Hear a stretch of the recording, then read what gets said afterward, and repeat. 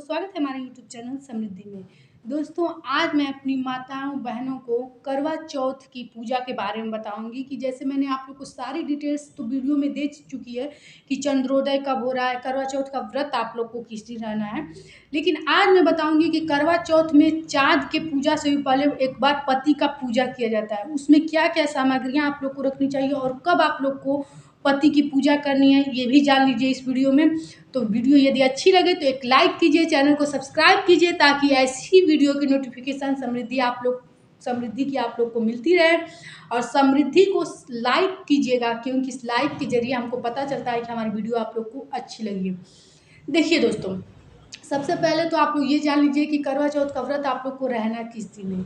ये 9:30 से आप लोगों को 31 अक्टूबर को लग जा रहा है और ये 1 नवंबर 9:19 तक रात तक चौथ का तिथि रह रहा है। तो ऐसे में जब उदयकालीन जिस तिथि को प्राप्त करे वही तिथि मनाई जाती है करवा चौथ, मतलब वही तिथि त्यौहार के रूप में मनाई जाती है। तो उदया तिथि आप लोग जान ही गए होंगे कि मिल रहा है 1 नवंबर को। तो 1 नवंबर को बिना संशय किए हुए, क्योंकि समृद्धि आप लोग को शुद्ध सात्विक जानकारी देती है, तो आप लोग बिना संशय किए हुए आप लोग 1 तारीख को करवा चौथ का व्रत रहेंगे। दूसरी चीज़ ये जान लीजिए दोस्तों कि आप लोग को करवा चौथ व्रत का चंद्रोदय का समय कब हो रहा है।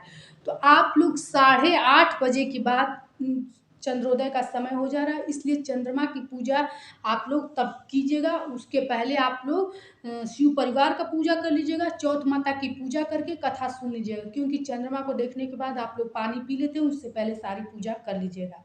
गर्भवती महिलाओं के लिए मैंने पहले ही एक सजेशन दिया है कि ज़्यादा सुहाग की रक्षा के लिए आप लोग कोई रिस्क संतान पे नहीं लेनी चाहिए, क्योंकि आपके सुहाग से भी बड़ा आपका संतान है जो कि मतलब कि आपके कोख में पल रहा है, पूरी जिम्मेदारी आपकी है।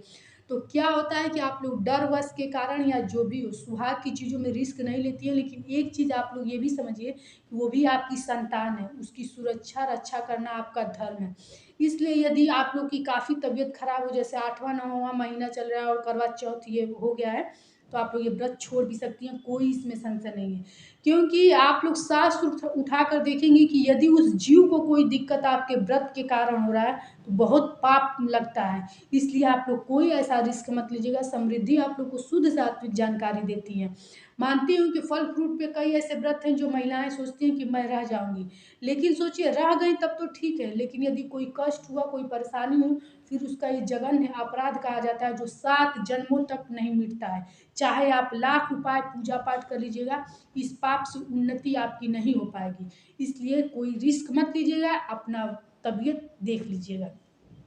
अब मैं आप लोग को बता दूं कि चंद्रमा को अर्घ देने से पहले आप लोग पति का पूजा कब करेंगे। जब आप लोग शाम काल में सबसे पहले शिव परिवार से भी पहले और चौथ माता की पूजा से पहले आप लोग को पति की पूजा करनी है, क्योंकि मैं हर वीडियो में बताती हूँ कि पति हमारे जीवन के भगवान है, परमेश्वर है, हमारे शास्त्र कभी गलत नहीं है। आप सोच कर देखिए, उनके जीवन में हम नहीं रहेंगे तो कोई असर नहीं पड़ेगा, लेकिन वो मतलब पति पत्नी के जीवन में न रहे तो सोचिए वो कहीं की नहीं रहेगी, दर दर की ठोकर खाती हैं।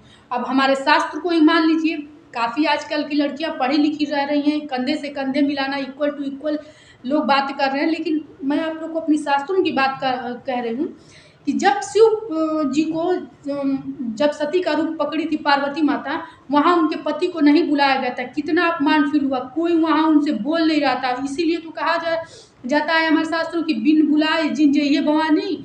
कहा जाता है कि बिना बुलाए कहीं नहीं जाना चाहिए, और ये जिद करके अपने पति का कहना न मान के शिव जी से झगड़ा करके कि वो मेरा मायका है मैं जाऊंगी, चली गई थी। वहां गई तो देखी कि सबका खूब सम्मान हो रहा है और शिव जी को तो बुलाया भी नहीं गया था। तभी ये सती रूप पकड़ी और शिव तांडव तभी मचाए थे जब वो सती बन गई थी। तो इसलिए और कितना सब हुआ था, ये कहानी मैं आप लोग को कहेंगे तो किसी वीडियो में दे भी दूंगी, लेकिन कितना सब हुआ था। इसीलिए आप लोग ये सब बात मत मानिए कि इक्वल टू इक्वल पति वास्तविक रूप से हमारे परमेश्वर हैं। इसलिए सबसे पहले पूजा आप लोग उनकी कीजिएगा। अब कैसे करेंगे ये भी मैं आप लोग को बता रही हूँ। सबसे पहले आप लोग 16 श्रृंगार, सभी श्रृंगार आप लोग कीजिएगा। खुद भी नए वस्त्र पहनिएगा और पति को, जैसे मेरी वीडियो छोटे लोग भी देखते हैं, बड़े लोग भी देखते हैं, तो स्थिति ना हो तो पति को नया कपड़ा पहनाना जरूरी नहीं है, साफ सुथरा कपड़ा पहना करके और पूजा के स्थान पर उनको पहले बैठा करके खुद बैठ जाइएगा। एक थाली में दही ले लीजिएगा, अक्षत ले लीजिएगा, रोरी फूल ले लीजिएगा और नारियल और बर्फी ले लीजिएगा। एक पीतल के लोटे में आप जल ले लीजिएगा।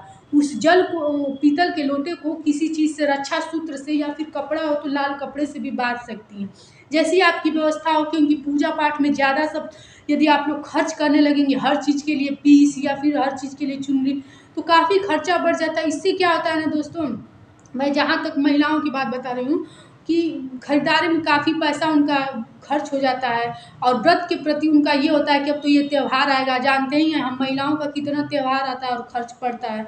उसके बाद से छठ वगैरह रहता है, तीज रहता है। इसलिए आप लोग उतना ही पूजा कीजिए जितनी आपकी शक्ति रहे, उतनी ही भक्ति की जाती है। तो ये सब चीज़ें ले लीजिएगा। मंगलसूत्र उस दिन आप लोग जरूर पहनिएगा, जो भी आपके पास हो जरूर पहनिएगा। और सिंदूरा से सिंदूर लगाइएगा 7 बार या 5 बार बीच से मांग निकाल के। कोई इसमें रिस्क मत लीजिएगा कि इधर का बाल पलट दीजिए उधर का, क्योंकि आजकल फेसबुक वगैरह ये स्टेटस वगैरह लगाने के लिए लोग काफ़ी सुंदर दिखने के लिए सब कार्य करते हैं, लेकिन आप लोग ये सब रिस्क मत लीजिएगा, ठीक ना। और दिन है स्टेटस लगाने के लिए। इसके बाद से आप लोग दोनों लोग एक लाल ऊनी कंबल पे, आसन जिसको कहते हैं, वहाँ बैठ जाइएगा और उनके सिर पर आप लोग एक रुमाल या तौलिया कुछ भी लाल रंग का, पीले रंग का रख दीजिएगा और खुद भी 16 श्रृंगार करने के बाद अपनी ब्याहता चुनरी जो होती है वो ओढ़ लीजिएगा।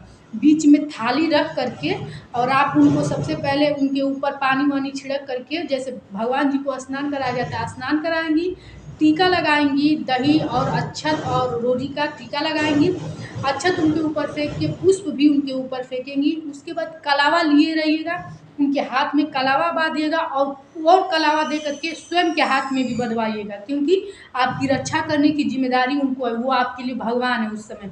तो जो जैसे हम लोग भगवान को रक्षा चढ़ा करके और खुद बांधते हैं, तो उसी तरह से उनको रक्षा चढ़ा करके, मतलब उनको पहना करके खुद भी उनसे बंधवा लीजिएगा। इसके बाद से जो भी मतलब प्रसाद मिठाई हो उनको आप लोग पहले कुछ खिला लीजिएगा। खिलाने के बाद जब वो खा लें तो खुद भी खाइएगा, उनके हाथ से खाइएगा। और उसके बाद से जैसे आप लोग व्रत है ना उस दिन, तो ये मतलब खाने की मैं जो बात कर रही हूँ, तो ये चीज़ आप लोग बाद में कीजिएगा। पहले आप लोग को सिर्फ पूजा करना है, उसके बाद आप लोग को खिला करके और खुद से भी खाइएगा और पानी पी लीजिएगा दोनों। इसके बाद से जो मैं नारियल का आप लोग को बात बताई हूँ, नारियल जैसे कहीं कहीं रीति रिवाज महिलाएं फोड़ती हैं, कहीं कहीं है कि महिलाएं नहीं फोड़ती हैं, क्योंकि महिलाओं को वंश वृद्धि कहा जाता है। वो वंश वृद्धि करती हैं और उसको वंश, नारियल को वंश का बीज का रूप माना जाता है, इसलिए महिलाओं को नारियल नहीं फोड़ना चाहिए, हमारे शास्त्रों में ऐसा नियम है। तो वो नारियल वो आपके आंचल जब फैलाएंगी तो आपको वो नारियल देंगे और मीठा देंगे। इसको आप बाद में खा लीजिएगा, सभी लोग खा सकते हैं, इसमें कोई वो नहीं है, लेकिन अपने आंचल में उसको ले लीजिएगा, ठीक ना। इस तरह से आप लोग अपने पति की पूजा कीजिएगा। पहले पूजा कर लीजिएगा, उसके बाद से जो मैं बोली हूँ कि मिठाई पानी वगैरह खाने को, ये सर्वस्व पूजा के बाद आप लोग को करना है, जब चंद्रमा को अर्घ दे लीजिएगा तब। चंद्रमा को अर्घ देने का भी वीडियो मैं आप लोग को दूंगी कि चंद्रमा को अर्घ कैसे दीजिएगा। दोस्तों वीडियो अच्छी लगे तो समृद्धि को एक लाइक कीजिएगा, चैनल को सब्सक्राइब कीजिएगा, ताकि ऐसी ही शुद्ध सात्विक जानकारी आप लोग को मिलती रहे। फिर मिलेंगे नए वीडियो के साथ। जय श्री राम।